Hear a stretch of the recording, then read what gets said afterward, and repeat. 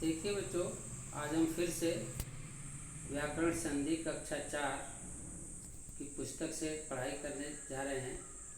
आप लोगों को पहला लेसन पढ़ा दिया गया है। अभी दूसरा अध्याय है वर्ण विचार। वर्ण विचार को इंग्लिश में क्या बोलते हैं बच्चों? फोनोलॉजी। इसके पहले हम लोग ग्रामर यानी व्याकरण के अंतर्गत व्याकरण के भेद, व्याकरण, भाषा, बोली के बारे में पढ़े हैं। आगे अभी जो है विस्तार से एक एक चीज़ के बारे में विस्तार से पढ़ाया जा रहा है, जिसके लिए एक एक अध्याय बना दिया गया है। अभी वर्ण विचार क्या है, इसके लिए हम लोग पढ़ाई करेंगे। देखिए, सबसे पहले लिखा है यहाँ पर वर्ण। वर्ण मतलब लेटर्स। अभी बच्चों नीचे देखिए लिखा गया, उच्चारण के स्तर पर भाषा की सबसे छोटी इकाई ध्वनि कहलाती है। यहाँ पर देखिए एक बहुत महत्वपूर्ण प्रश्न है जो आपसे पूछा जा सकता है कि ध्वनि किसे कहते हैं या ध्वनि क्या होती है। तो आप लोग के साफ आपके सामने स्पष्ट रूप से यहाँ पर लिखा है, भाषा की सबसे छोटी इकाई ध्वनि कहलाती है। नेक्स्ट बच्चों देखिए आगे क्या है, बोलते समय हम शब्दों का प्रयोग करते हैं।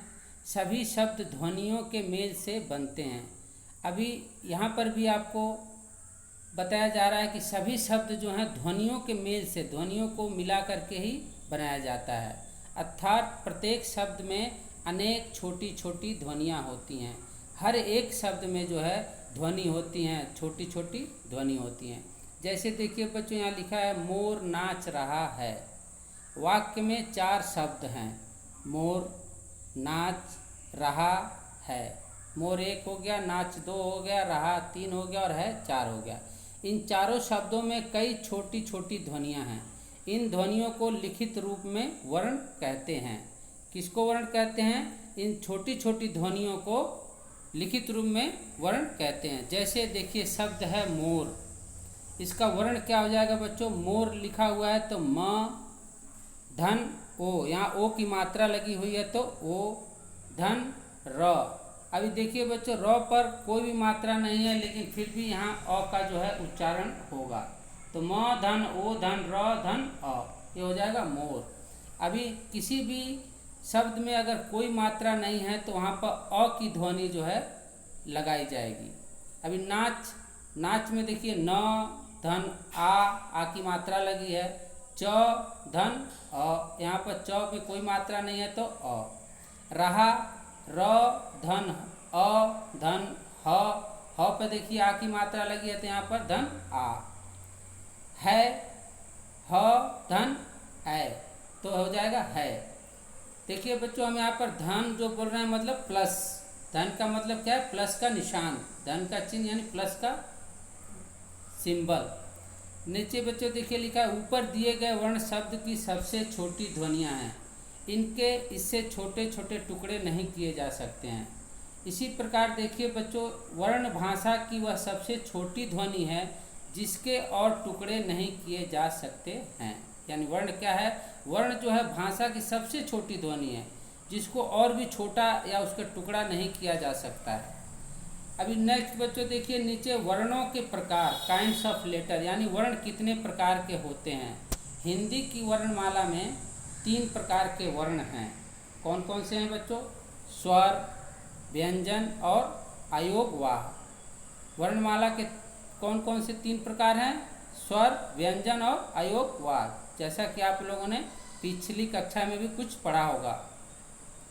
नीचे बच्चों देखिए, अभी हम स्वर यानी वॉवल्स, वॉवल्स जैसे अंग्रेजी में आप लोगों ने वॉवल्स पढ़ा होगा, ए, ई, आई, ओ, यू। इसी प्रकार यहाँ देखिए हिंदी में अ, आ, ई, उ, री, ए, ऐ, ओ, औ। ये जो क्या है? स्वर हैं। तो जो वर्ण किसी दूसरे वर्ण या ध्वनि की सहायता से के बिना बोले जाते हैं, यानी जो वर्ण किसी दूसरे वर्ण या ध्वनि की सहायता के बिना बोले जाते हैं, उन्हें स्वर कहते हैं। स्वरों को बोलने के लिए किसी ध्वनि की सहायता नहीं होती है। स्वरों को बोलते समय मुख के भीतर की वायु बिना रुकावट के बाहर निकलती है। हिंदी वर्णमाला में स्वरों की संख्या 11 है। अभी देखिए बच्चों, यहाँ बहुत महत्वपूर्ण प्रश्न है, कि हिंदी वर्णमाला के अंदर कितने स्वर होते हैं, तो आप लिखेंगे 11 यानी 11। नीचे देखिए बच्चों लिखा है स्वर के भेद यानी काइंड्स ऑफ वॉवल, स्वर कितने प्रकार के होते हैं। यहाँ भी एक प्रश्न है, स्वर कितने प्रकार के होते हैं या स्वर के कौन कौन से भेद हैं। तो यहाँ नीचे बच्चों लिखा है स्वर के 2 भेद हैं, नंबर 1 ह्रस्व स्वर तथा नंबर 2 दीर्घ स्वर। तो अभी ह्रस्व स्वर को विस्तार रूप से यहाँ समझाया गया क्या होता है, यानी शॉर्ट वॉवल। तो देखिए बच्चों, जिस स्वर के उच्चारण में कम समय लगता है, यानी जिस स्वर के बोलने में बहुत कम समय लगता है, उसे ह्रस्व स्वर कहते हैं। ह्रस्व स्वर संख्या में 4 होते हैं, अ, छोटी ई, उ, री। अभी देखिए ये बहुत महत्वपूर्ण है कि हमेशा जो है ह्रस्व स्वर के अंदर यही 4 स्वर जो होते हैं और ये आपको याद रखना है, अ, ई, उ, री। व्यंजन के साथ ह्रस्व स्वरों की मात्राएं लगती हैं। जैसे देखिए बच्चों यहाँ लिखा है एक शब्द विधि। विधि में व प्लस छोटी ई प्लस ध प्लस छोटी। तो यहाँ पर आपके सामने दिखाया गया है कि व प्लस छोटी ई का मात्रा का संकेत है, प्लस ध प्लस छोटी यानी विधि। इसी प्रकार देखिए गुरु और मृग दोनों आपके सामने दर्शाया गया है और आप लोग अपनी पुस्तक के माध्यम से यहाँ समझ सकते हैं। आगे चलिए बच्चों, लिखा है यद्यपि स्वर अ की कोई मात्रा नहीं होती, परंतु व्यंजनों का उच्चारण अ के बिना नहीं होता है। तो स्वर की क्या बोल रहा है बच्चों, स्वर अ की कोई मात्रा नहीं होती, परंतु व्यंजनों का उच्चारण अ के बिना नहीं होता है। ऊपर मैं बताया कि किसी भी व्यंजन के उच्चारण में अ की सहायता लेनी पड़ती है। जैसे देखिए बच्चों क में क्या होता है, क प्लस अ बराबर क। च में क्या होता है, च धन अ बराबर च। म धन अ बराबर म। न धन अ बराबर न। इसी प्रकार बच्चों देखिए अगर हम लिखते हैं नमन, तो न धन अ धन म धन अ धन न धन अ, यानी हर एक व्यंजन में अ लगाया जा रहा है। दूसरा है बच्चों देखिए दीर्घ स्वर, जो हमने स्वरों के भेद में पढ़ा है। तो दूसरा स्वर क्या है, दीर्घ स्वर यानी लॉन्ग वॉवेल। दीर्घ मतलब क्या होता है, लंबा स्वर। जिस स्वर के उच्चारण में अधिक समय लगता है, यानी जिस स्वर के बोलने में अधिक समय लगता है, उसे दीर्घ स्वर कहते हैं। तो अभी आपसे यहाँ पूछा जा सकता है बच्चों कि दीर्घ स्वर की परिभाषा लिखिए। तो आप लिखेंगे जिस स्वर के उच्चारण में अधिक समय लगता है उसे दीर्घ स्वर कहते हैं। दीर्घ स्वर संख्या में 7 होते हैं। दीर्घ स्वर संख्या में कितने होते हैं, तो आप लिखेंगे 7 होते हैं। कौन कौन से हैं वो उदाहरण से ही समझाइए, ऐसा भी आपसे पूछा जा सकता है। तो आप यहाँ लिखेंगे आ, बड़ी ई, बड़ा ऊ, ए ओ औ। आ ई, बड़ी ऊ, ए ओ औ। व्यंजन के साथ दीर्घ स्वरों की भी मात्राएं लगती हैं। जो व्यंजन होते हैं उनके साथ में जो है दीर्घ स्वरों की मात्राएं लगती हैं। देखिए आपके सामने पुस्तक में बच्चों यहाँ पर एक हाथी का सिंबल बनाया है और उसके सामने कुछ लिखा हुआ है, जैसे हाथी। हाथी में देखिए ह धन आ धन थ धन ई बराबर क्या हो जाएगा, हाथी। भालू में क्या हो जाएगा, भ धन आ धन ल धन बड़ाऊ। बड़ाऊ का मात्रा लगता है ना भालू में, तो यहाँ पर धन बड़ाऊ का मात्रा लगा के लिखा हुआ है। ऐसे मेरे हैं तोता चौका। आपकी पुस्तक में बच्चों साफ साफ सब समझाया गया है, जिससे आप समझ सकते हैं। आगे बच्चों चलिए है व्यंजन। व्यंजन क्या है, कॉन्सोनेंट्स। आप लोगों ने इंग्लिश में भी पढ़ा होगा पिछली कक्षा में, वॉवल्स एंड कॉन्सोनेंट। तो वॉवल्स मैंने आपको बता दिया, ए ई आई ओ यू। अभी कॉन्सोनेंट्स क्या है बच्चों, व्यंजन क्या है, जो आपके बी सी डी क ख ग, ये जो क्या है व्यंजन है। तो नीचे देखिए बच्चे लिखा है जो वर्ण स्वर की सहायता से बोले जाते हैं उन्हें व्यंजन कहते हैं।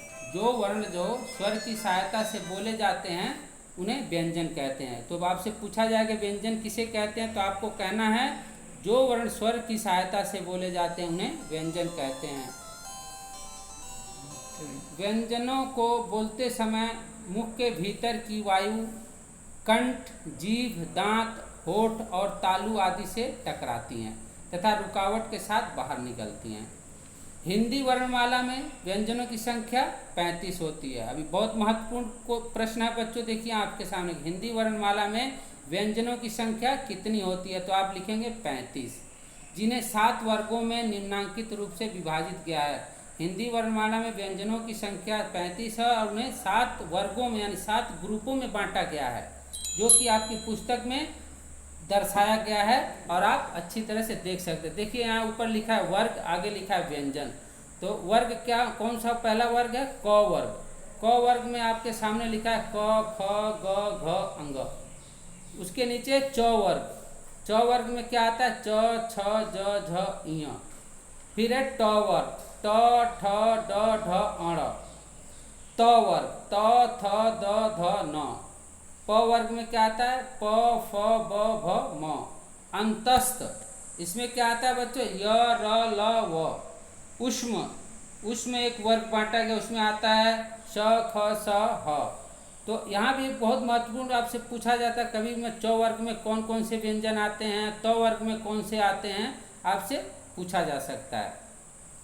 नीचे बच्चों देखो लिखा है व्यंजन के भेद यानी काइंड्स ऑफ कॉन्सोनेंट। अभी आपने स्वर के भेद पढ़े, स्वर कितने प्रकार के होते हैं। अभी देखिए यहाँ पर व्यंजन कितने प्रकार के होते हैं वो आपको समझाया जाएगा।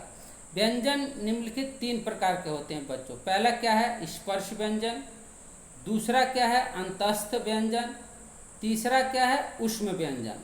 तो स्पर्श व्यंजन, अंतस्थ व्यंजन तथा ऊष्म व्यंजन। अभी सबसे पहले हम जो है स्पर्श व्यंजन के बारे में जानकारी लेंगे।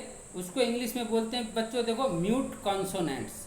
स्पर्श व्यंजन को क्या बोलते हैं, म्यूट कॉन्सोनेंट्स। जिन व्यंजन के उच्चारण में जीभ मुंह के किसी न किसी भाग का स्पर्श करती है, यानी हम कोई भी शब्द जो बोलते हैं, व्यंजन बोलते हुए हैं, उसी समय जो जीभ है हमारे मुंह के अंदर किसी न किसी भाग को स्पर्श करती है, मतलब बच्चों टच करती है, तो उन्हें स्पर्श व्यंजन कहते हैं। व्यंजन क से लेकर म तक हैं, इनकी संख्या 25 है। स्पर्श व्यंजन कहाँ से कहाँ तक हैं, क से लेके म तक, क ख ग घ अंग च छ ज झ ञ में म तक जो है ये स्पर्श व्यंजन है। इनको बोलने में हमारी जीभ जो हमारे मुंह में कहीं न कहीं किसी भाग को स्पर्श करती है। इनकी संख्या 25 है। देखिए बच्चों यहाँ बहुत महत्वपूर्ण प्रश्न है कि स्पर्श व्यंजनों की संख्या कितनी होती है, तो आप बता सकते हैं 25। आगे देखिए बच्चों है स्पर्श व्यंजन और उनके उच्चारण स्थान निम्नलिखित हैं। यानी स्पर्श व्यंजन को बोलने में हमारे कौन से स्थान से इस मुंह के अंदर स्पर्श होता है। देखिए क वर्ग के व्यंजनों को बोलने में क ख ग घ अंग में कहाँ से बोलते हैं हम, कंठ। कंठ मतलब बच्चों गला, गले से उच्चारण होता है इसका। च वर्ग के व्यंजन च छ ज झ ञ, इसको बोलने में बच्चों हम कहाँ से, तालु। तालु क्या होता है बच्चों, जो हमारे जीभ के ऊपर का एक हिस्सा है मुंह में, उसको तालु बोलते हैं, जिसको आप लोग तलवा तलवा कहते हैं। नीचे बच्चों देखिए ट वर्ग, ये भी जो भी व्यंजन है बच्चों आप बोल करके भी आप महसूस कर सकते हैं कि हम कहाँ से बोल रहे हैं। ट वर्ग में ट ठ ड ढ अण, ये जो है मूर्धा। नीचे बच्चों त वर्ग, त वर्ग में त थ द ध न यानी दंत। दंत क्या बच्चों, दांत। प वर्ग, प वर्ग में प फ ब भ म यानी होस्ट। होस्ट क्या बच्चों, अपने होठ जो है, होठों की सहायता से प वर्ग के व्यंजनों को बोला जाता है। दूसरा है बच्चों देखिए अंतस्थ व्यंजन यानी सेमी कॉन्सोनेंट। सेमी कॉन्सोनेंट्स क्या हैं, जिन व्यंजनों के उच्चारण में मुंह के किसी भाग से जीभ का पूरी तरह से स्पर्श नहीं होता। जिन व्यंजनों को बोलने में मुंह के किसी भाग में जो हमारी जीभ जो है स्पर्श नहीं करती यानी टच नहीं होती, या जीभ बहुत ही हल्का सा स्पर्श करती है या बहुत थोड़ा सा स्पर्श कर लेती है, उन्हें अंतस्थ व्यंजन कहते हैं। अंतस्थ व्यंजन संख्या में 4 होते हैं। अभी देखिए बच्चों यहाँ भी एक बहुत महत्वपूर्ण प्रश्न है कि अंतस्थ व्यंजन कितने होते हैं, तो आप बताएंगे 4 होते हैं। कौन कौन से होते हैं, य र ल व। य र ल व क्या है, अंतस्थ व्यंजन। तीसरा है बच्चों देखिए ऊष्म व्यंजन, सिबिलेंट कॉन्सोनेंट्स। इसको बच्चों देखिए कुछ व्यंजनों के उच्चारण में वायु तेज गति से मुंह के भागों से रगड़ खाती हुई बाहर निकलती है। अंतस्थ व्यंजन को उच्चारण में वायु जो हवा होती है बहुत तेज गति से मुंह के भाग से रगड़ती हुई बाहर निकलती है, जिससे ऊष्मा पैदा होती है। यानी ऊष्मा क्या है बच्चों? गर्मी, एक प्रकार की गर्मी पैदा होती है। इसलिए ऐसे व्यंजनों को ऊष्म व्यंजन कहते हैं। ऊष्म व्यंजन भी संख्या में कितने होते हैं बच्चों? ऊष्म व्यंजन भी 4 होते हैं। कौन कौन से होते हैं? देखिए, श, ख, स, ह। तो आपसे अगर पूछा जाएगा ऊष्म व्यंजन की संख्या कितनी है, तो आप बोलेंगे 4। कौन कौन से हैं? तो आप बताएंगे स, ख, स, ह। अंतस्थ व्यंजन कितने होते हैं? वो भी 4। कौन कौन से होते हैं? तो य, र, ल, व। आगे चलिए बच्चों, लिखा है अन्य व्यंजन या अतिरिक्त व्यंजन। इन व्यंजनों के अलावा जो हैं और भी कुछ व्यंजन है, उसे अन्य या अतिरिक्त व्यंजन, अदर कॉन्सोनेंट। हिंदी वर्णमाला में ड और ढ 2 और व्यंजन हैं। इन्हें अन्य व्यंजन या अतिरिक्त व्यंजन कहते हैं। ड और ढ व्यंजन शब्द के बीच में या अंत में प्रयुक्त होते हैं। ये व्यंजन कभी शब्द के प्रारंभ में प्रयुक्त नहीं होते, जैसे कड़क, जड़, गणना, पढ़। ट वर्ग के ड तथा ढ वर्ण के नीचे बिंदु लगाने पर ध्वनि में अंतर आ जाता है। जैसे ड वर्ण वाले शब्द डग, डगर, डर। अभी ढ वर्ण वाले शब्द लड़ना, बड़ा, धड़। इसी प्रकार आगे भी बच्चों देखिए, ढ वर्ण वाले शब्द क्या हैं? ढाल, ढेला, ढोलक। और ढ के नीचे बिंदु लगा हुआ उस वर्ण वाले शब्द के नीचे क्या हो जाएगा? बड़, पढ़ना, बूढ़ा। इसके अतिरिक्त हिंदी भाषा में नुक्ता युक्त बच्चों एक और भी है, नुक्ता युक्त क, ख, ग, ज, फ वर्ण भी प्रयोग किए जाते हैं। देखिए बच्चों, यहाँ पर आपके सामने दिखा है, क के नीचे बिंदु है, ख के नीचे बिंदु है, ग के नीचे बिंदु है, ज के नीचे है और फ के भी है। और आगे ऊपर जो आप लोगों ने पढ़ा वो किसी भी शब्द के नीचे, किसी वर्ण के नीचे जो है बिंदु नहीं है, इसीलिए नुक्ता युक्त के अंतर्गत में आते हैं। नुक्ता युक्त क, ख, ग, ज तथा फ वर्णों को हिंदी भाषा में प्रयुक्त होने वाले उर्दू व फारसी शब्दों के लिए प्रयोग किया जाता है। ये वर्ण क, ख, ग, ज और फ वर्णों के विकसित रूप हैं। देखिए, क, ख, ग, ज और फ जिसके नीचे कोई बिंदु नहीं है के नीचे नुक्ता यानी बिंदु लगाने से इनका उच्चारण और अर्थ बदल जाता है। जब इनके नीचे बच्चों नुक्ता लगाते हैं यानी एक बिंदु लगा देते हैं तो उसका अर्थ, उसका मीनिंग जो है अलग हो जाता है। जैसे देखिए यहाँ लिखा है कलम, आप साधारण तौर पर लिखें कलम। कलम का मतलब क्या होता है? लेखनी, जिससे लिखा जाता है। दूसरा, अगर क के नीचे बिंदु लगा के कलम लिख देंगे तो उसका मतलब हो जाएगा कटा या तराशा हुआ। अभी फन, वो होता क्या? सांप का फन। लेकिन उसी फ के नीचे एक नुक्ता यानी बिंदु लगा देंगे तो उसका अर्थ हो जाएगा कला या हुनर। इसी तरह बच्चों देखिए आगे भी आपके बुक में दर्शाया गया है, जिससे कि आप पढ़ के समझ सकते हैं। नीचे बच्चों देखिए लिखा है, आजकल अंग्रेजी भाषा के प्रभाव से हिंदी में औ आगत ध्वनि भी प्रयोग होने लगती है। इसे अर्धचंद्र कहते हैं। यह आ तथा ओ के बीच की ध्वनि है, जैसे काल, माल, बाल, काफी आदि। आइए आ और आ ध्वनियों के बीच अंतर देखें। काल, समय और मृत्यु, उसी में एक काल जिसके ऊपर अर्धचंद्र लगा रहेगा तो उसका मतलब क्या हो जाएगा? बुलावा। जैसे बोलते हैं ना, कॉल आ गया, कॉल लेटर आ गया, या कॉलिंग हो, मेरे को कोई कॉल कर रहा है, यहाँ पर उसका अर्थ हो जाएगा कॉल मतलब बुलावा। साधारण में काल लिखेंगे तो समय। जिसके माल, एक माल होता है जो धन और संपत्ति होती है, और एक माल उस पर अर्धचंदा लगा देंगे तो क्या हो जाएगा? छत्ता। ठीक। फिर एक है काफ़ी। काफ़ी क्या होता है? पर्याप्त, उसका मतलब ज़्यादा, मतलब पर्याप्त मात्रा, जिसको बोलते हैं काफ़ी मात्रा। उसी को अर्धचंद्र लगा देंगे तो एक पेय पदार्थ हो जाती है जो कॉफ़ी हम पीते हैं। तो बच्चों आज हम जो है इसकी पढ़ाई जो है वर्ण विचार की यहीं पर समाप्त करते हैं, और आगे भी इसमें हैं और इसके प्रश्न उत्तर हैं जो कि हम अगली नेक्स्ट वीडियो के माध्यम से पढ़ाएंगे, क्योंकि यह चैप्टर जो है बहुत थोड़ा लंबा है। तो जितना भी आज हमने पढ़ाया है आप लोग इसे लिखेंगे, पढ़ेंगे, याद करेंगे और हमें कमेंट्स करेंगे। अगली वीडियो जो है प्रश्न उत्तर के सहित हम जो है प्रस्तुत करेंगे। तो बच्चों हम बार बार यही कह रहे हैं कि देखिए जिसके पास बुक नहीं है उसे यह समझ में ज़्यादा नहीं आएगा। इसलिए आप लोग विद्यालय से संपर्क करें और अपनी अपनी पुस्तक लेकर के जाएं। धन्यवाद।